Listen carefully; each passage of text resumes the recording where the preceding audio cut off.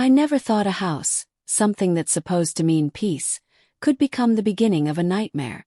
I'm Amelia Grant, 31 years old, an architect living in Portland, Oregon.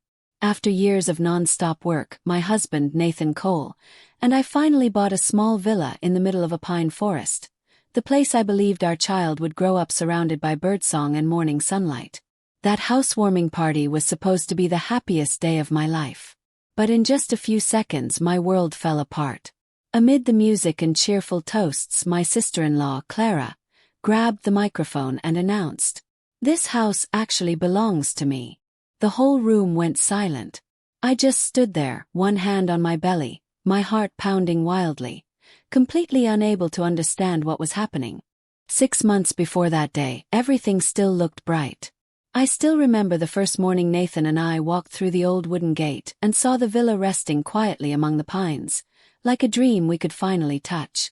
Sunlight poured through the leaves, reflecting off the balcony's glass panels. I turned to Nathan, smiling. "We did it."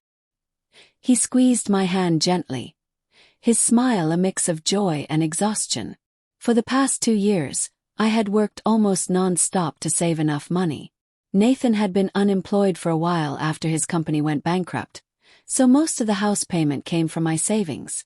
But I didn't regret it. I believed that in a real family, money is just a tool, not a wall. Back then, Nathan was a different man. Hard-working, caring, always talking about our unborn child's future. He said he would build a wooden crib himself, plant a garden for me, and fix the porch so I could drink coffee and watch the morning fog. I believed every word. I believed love could build anything, even a home from ruins. Then Clara appeared. Clara was Nathan's older sister, a woman in her mid-30s, elegant, confident, and the kind who always made you feel she knew more than you did. The first time I met her, I sensed something off, a kind of fake warmth. Her smile was always a bit too wide, her eyes scanning people up and down while pretending to care. When she heard we had bought a house, Clara started showing up almost every weekend. She brought cakes and flowers, then casually asked about the price, the contract, the mortgage. I thought she was just being curious. But looking back, every question had a purpose. Nathan, of course, didn't see it. He always said, "She's just trying to help. You know how good Clara is with money." But I had never seen Clara help anyone unless it benefited her. At first, she offered to help pick out furniture. I agreed, thinking it would be nice to share the excitement with another woman in the family. But as days passed, Clara began acting like the house was hers. She replaced the curtains without asking, rearranged the sofa, even hired painters to redo the living room. When I complained, she just smiled and said, "Oh, you're busy. I just wanted to help. This house should look perfect. I see it as my own, you know." That sentence sent a chill down my spine. I told Nathan, but he brushed it off. "Don't take everything so seriously. Clara means well." Then he left the house, saying he had errands. Those errands became more frequent. Sometimes he came home late, the faint scent of unfamiliar perfume clinging to his shirt. When I asked, he replied casually, "Probably brushed against a coworker." But a woman's instinct is rarely wrong. I began to feel something dark creeping between us, like the heavy fog that wrapped around our house each morning. One afternoon, while checking my work emails, I accidentally received a message sent to the wrong address. The subject line read, "Regarding the house deed, finalizing transfer." I thought it was a mistake until I read the first line, and my blood ran cold. "Clara, I've updated the ownership as you requested. I'll need Nathan's signature to complete it." The sender was a local notary. I read it over and over, my heartbeat pounding in my ears. Transfer. Clara. And why was Nathan's name in it? I confronted Nathan immediately. He froze, then forced a laugh. "Must be a mistake. Don't overthink it." But he wouldn't meet my eyes. That night, while he slept, I sat in the dark, staring at the walls of the house I once adored. I realized I didn't feel safe anymore. Something was deeply wrong, but I couldn't yet grasp what. In the days that followed, Clara became even closer to Nathan. She came by when I was at work, saying she brought food or wanted to tidy up. One day, I came home early and found her sitting with Nathan in the living room, laughing softly, her hand resting on his shoulder. When they saw me, both jumped. Clara stood quickly, forcing a smile. "You're home early." "I was just asking Nathan to fix the lamp." But the lamp was working perfectly fine. From then on, I began keeping notes. The times Clara visited, Nathan's sudden mood changes, strange charges on our credit card. I didn't want to believe my husband was betraying me, but every piece of the puzzle revealed a darker picture. Someone was plotting to take everything I'd built. My home, my peace, my trust. And I had no idea then. That was only the beginning of the nightmare. In the days that followed, the atmosphere in our house began to feel strange. Gone were the evenings when Nathan and I cooked dinner together, played jazz and chatted about random things. In their place was a heavy silence, the kind only people living with secrets can recognize. I started noticing small details, the kind you usually overlook until everything falls apart. One day, while looking for my car keys, I found a keychain identical to mine hanging in the kitchen cabinet, with Clara's name tag on it. When I asked, Nathan said he had given her a set, just in case. "You know, our house is kind of far out. What if something happens?" He didn't finish his sentence. He just looked away. I nodded quietly, but something inside me cracked. From that day, Clara came and went whenever she wanted. Sometimes, while I was working, I'd hear the door open and smell her strong perfume before seeing her step inside. Just checking if the workers finished their job. Or, "These curtains don't match the walls, I'll switch them." Everything she did looked like concern, but felt like intrusion. What truly unnerved me was how she started talking about the house using we. "We should redo the floors. We should remodel the kitchen." I told my best friend Lila, a lawyer downtown. "It sounds like she's trying to take control," Lila warned. "Be careful. And don't trust Nathan's silence. Sometimes silence hides the biggest lies." I forced a smile, trying to convince myself things weren't that bad. But deep down I knew Lila was right. On nights when Nathan came home late, I couldn't sleep. I'd hear the car stop, the door open quietly, then his footsteps, and that faint perfume again. I wanted to ask, but I was afraid. Afraid of the lie I might hear. Afraid because I was pregnant, and all I wanted was to hold on to whatever peace I had left. One morning, while making coffee, I noticed an envelope on the table addressed to Nathan Cole and Clara Cole. Inside was a receipt for building materials. Cabinets, lights, even flooring tiles. I had never approved or bought any of it. "What's this?" I asked when Nathan came downstairs. He froze for a moment, then muttered, "Oh, must be a mix-up. I just ordered samples for Clara." "For Clara," I repeated, my voice trembling. He didn't answer, just grabbed his phone and walked away, as if to escape the question. That's when I began digging deeper. In Nathan's email, I found one message he forgot to delete. The subject line read, "Property transfer. Final confirmation needed." The message said the house documents had been updated and only needed 2 final signatures. My hands shook as I read. 2 signatures. Whose? Why a transfer? When I confronted him, Nathan just looked at me coldly and said, "You're imagining things. Don't make this harder than it needs to be." Those words cut deeper than any betrayal. After that, Clara grew even bolder. One evening, I came home to find our bedroom door open, sheets replaced, and her perfume filling the air. She stood by the closet, holding a small box of my personal things. "Oh, I was just tidying up," she said with a fake smile. "This is my bedroom, Clara," I said firmly. She shrugged, lips curling slightly. "Well, you'll have plenty of other rooms to choose from, right?" I didn't fully understand what she meant, but my instincts screamed that Clara didn't just want the house. She wanted everything. That night, I texted Lila. "I think they're hiding something, maybe papers or a contract about the house. I'm going to find it." Lila replied quickly. "Record everything. Messages, receipts, conversations. If it's true, I'll help you take it all back. So I started gathering evidence, recording conversations, photographing invoices, saving emails. I felt like I was living with enemies, pretending to smile each morning. Then one night, while Nathan was out, his phone buzzed on the table. The message on the screen froze my blood. Clara. He believes it now. Just a few more weeks. I read it over and over. He believes it. Believes what? And what would happen in a few more weeks?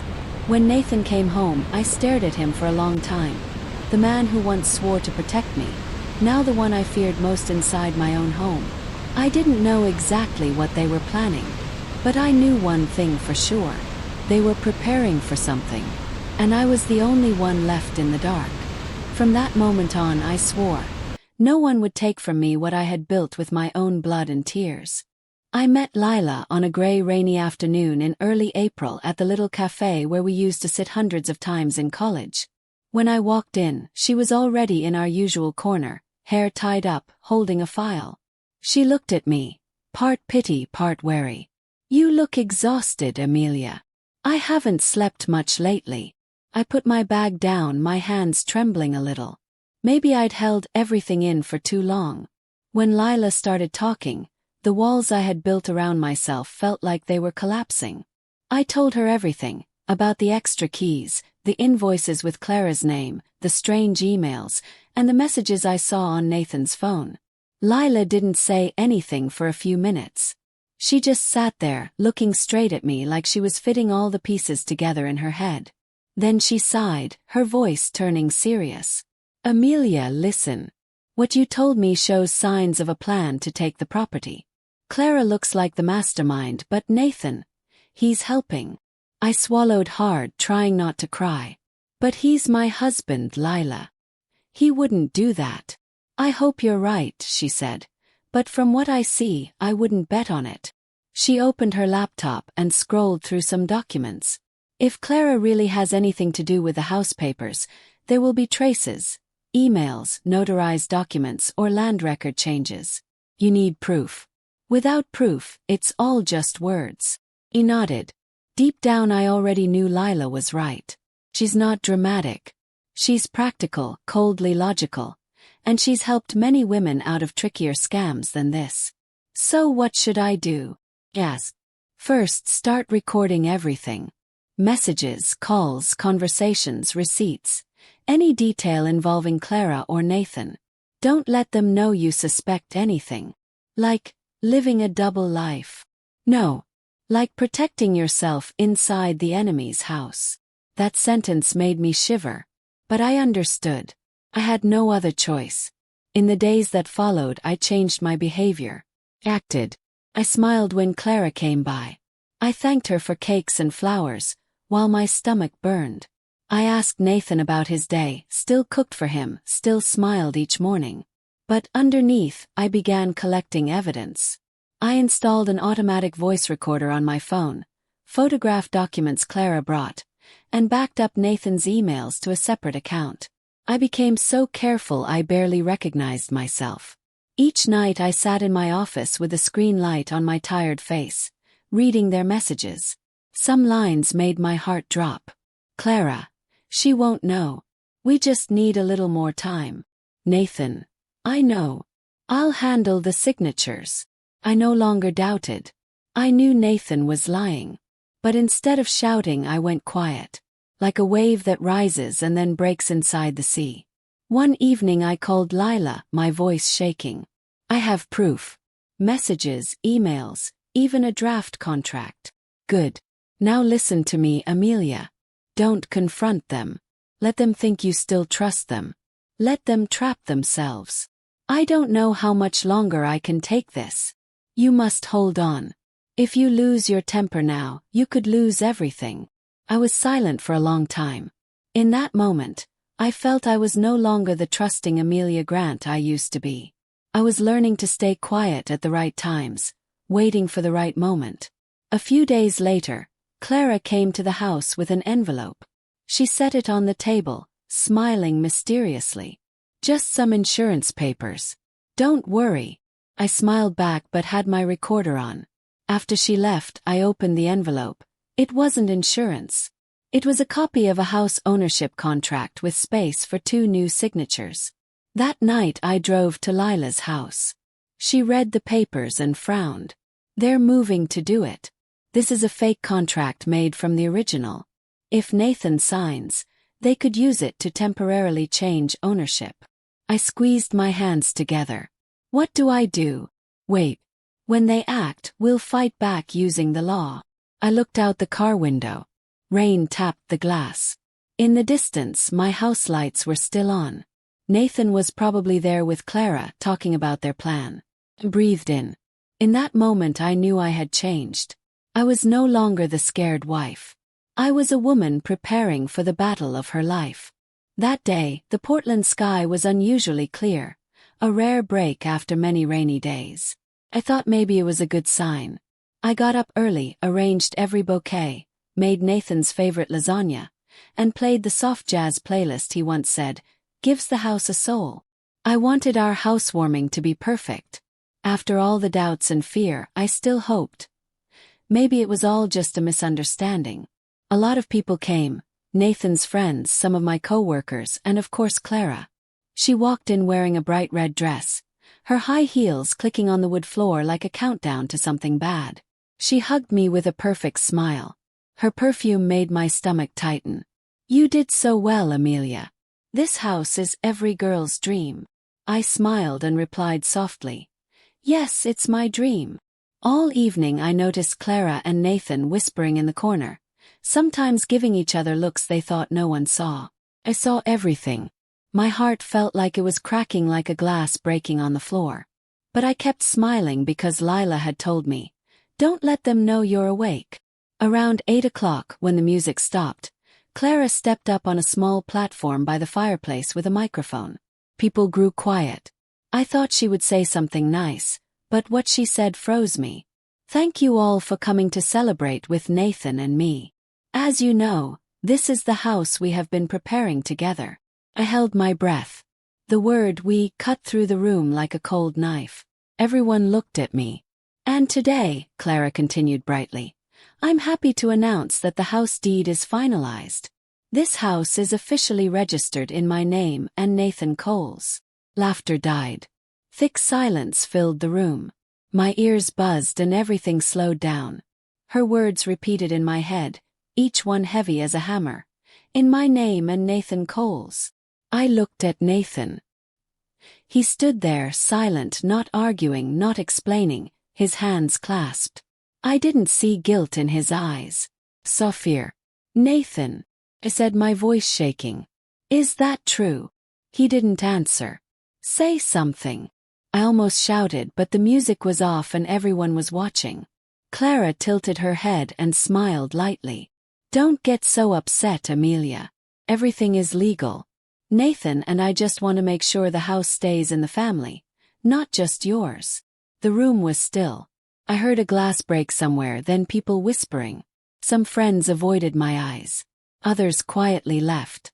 In a moment my whole world fell apart. The man I loved, the one I trusted, had betrayed me with his sister. Not only in love but in honor, in property, in the future I had built. I walked slowly toward them and looked Nathan in the eye. "Did you really sign those papers?" "Yes." He was silent. He looked away but finally nodded.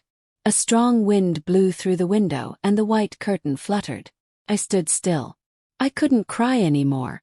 The pain had passed the point where tears could help. I gave a cold smile that even surprised me. "Congratulations to both of you.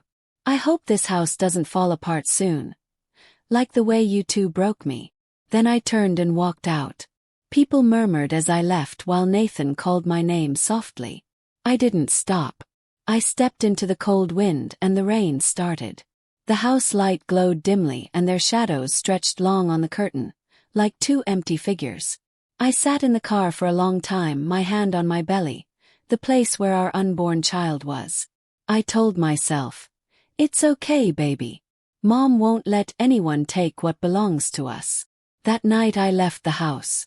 But inside I vowed to come back, not to cry for revenge but to fight for justice. That night, I left the house in the pouring rain, taking nothing with me but a small bag and a pain that seemed to crush my chest. Autumn in Portland was always cold, but never like that night.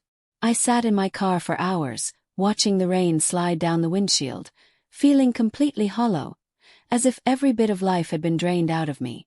I didn't cry, maybe because there were no tears left. 3 days later I returned to work. Everyone greeted me as usual. No one knew that just a few days earlier, my world had fallen apart. I tried to act normal, but every night, I dreamed of Clara holding the microphone and Nathan standing beside her, eyes avoiding mine. Every time I woke up, the pain came back, sharp, endless, like a wound that refused to heal. One morning while I was reviewing design files, Lila, my best friend and the company's accountant, walked in. She placed a brown envelope on my desk, her expression serious. "Amelia, I think you should see this." Inside was a copy of the bank statement for the joint account Nathan and I shared. My heart clenched when I saw a series of strange withdrawals, thousands of dollars each time, all transferred to an account named Clara M. Cole. "She's been taking money out for 3 months, Lila said quietly. "And the worst part? All the authorization signatures are Nathan's." My hands trembled. The letters on the page seemed to dance before my eyes. All those gentle words, the times he said, "Let me handle the finances," or "You just need to rest." They were all part of a perfect act to hide the fact that he was stealing from me. Everything started to connect in my mind. Nathan insisting on putting both our names on the house papers. Clara suddenly becoming family, calling me little sister. Those late-night calls he claimed were from urgent clients. It all made sense now. They had planned this for a long time. That night, I went back to what I once called home. The door was unlocked. The living room lights were still on. 2 half-empty wine glasses sat on the table, next to Nathan's open laptop. I took a deep breath and touched the keyboard with shaking fingers. The private folder wasn't locked. Maybe he never thought I'd come back. I opened it, and my heart broke all over again. There were dozens of emails between Nathan and Clara, discussing how to legalize the property transfer, how to remove Amelia from the contract, under the excuse that her pregnancy has affected her financial stability. One final message froze my blood. "Nathan, once it's done, you'll keep the house and I'll handle the rest. She's too weak now, she won't fight back. Clara, perfect. Once I have the house, you'll have your freedom." I collapsed onto the floor as the rain outside beat against the windows. In that moment, I realized the man I had trusted most saw me as nothing more than a problem to get rid of. But amid the despair, something fierce awakened in me. I would not let them win. I copied every email, printed the bank statements, and sent them to Evelyn Reed, our former company lawyer who specialized in property disputes. She read through everything, then looked at me with quiet determination. "Amelia, you have undeniable proof.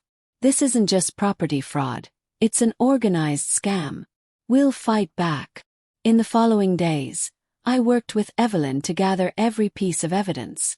We traced every transaction, every signature, every message. Each detail was a puzzle piece, and when they finally fit together, the full picture was brutal.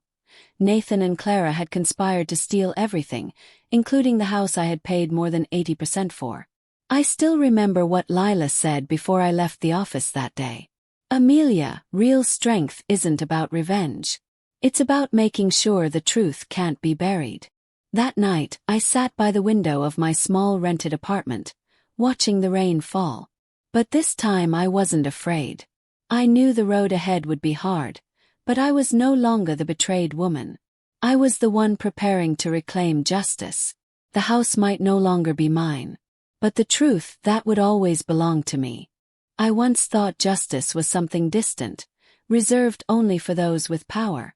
But when I held in my hands the thick stack of papers filled with every piece of betrayal, I knew. This time, justice was on my side.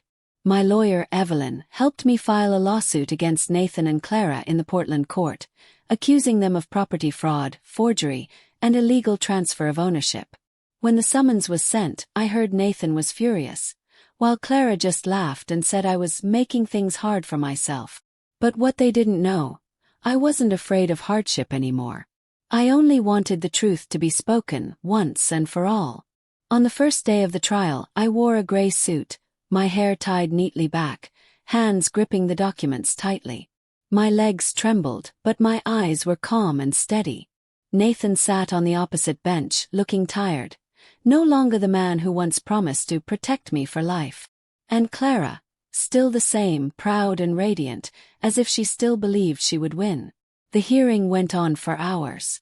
Evelyn presented each piece of evidence: bank statements, property transfer contracts, and most importantly, the email exchanges between Nathan and Clara. When the screen showed the message, "She's too weak now, she won't fight back," the whole courtroom fell silent. Nathan lowered his head, and though Clara tried to stay composed, I could see her lips tremble. Their lawyer tried to argue that everything was done legally, and that Amelia signed willingly, but Evelyn replied coldly, "Willingly? When my client was pregnant and deceived with forged documents." Those words sliced through their last layer of pretense. I looked at Nathan.